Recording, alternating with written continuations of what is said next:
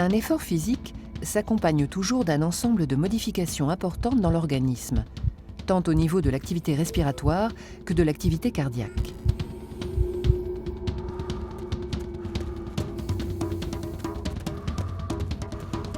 Lors d'un effort, les muscles en activité ont besoin de dioxygène dont la consommation augmente.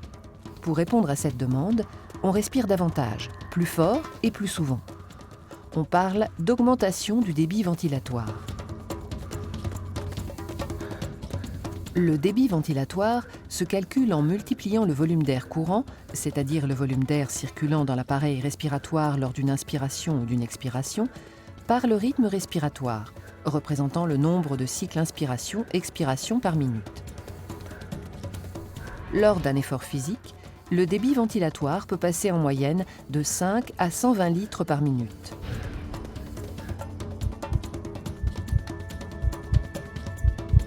Cette augmentation du débit ventilatoire résulte de l'accroissement du nombre de respirations, qui passe de 16 mouvements par minute environ au repos à une cinquantaine pendant l'effort. Mais elle résulte également du volume d'air courant qui varie d'un demi-litre au repos à 3 litres au cours d'un effort intense et prolongé.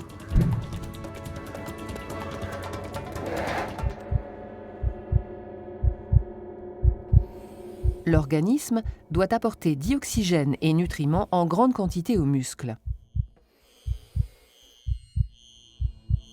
La circulation du sang dans les vaisseaux s'accélère.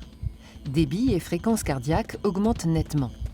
La fréquence cardiaque ne dépassera toutefois pas une valeur limite, qui est approximativement donnée par la formule fréquence cardiaque maximum égale 220 moins l'âge en années.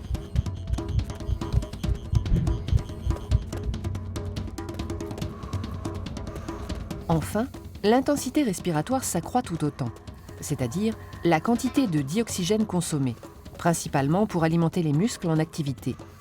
Cette consommation augmente jusqu'à une valeur maximale qui ne peut être dépassée et que l'on nomme la VO2 max.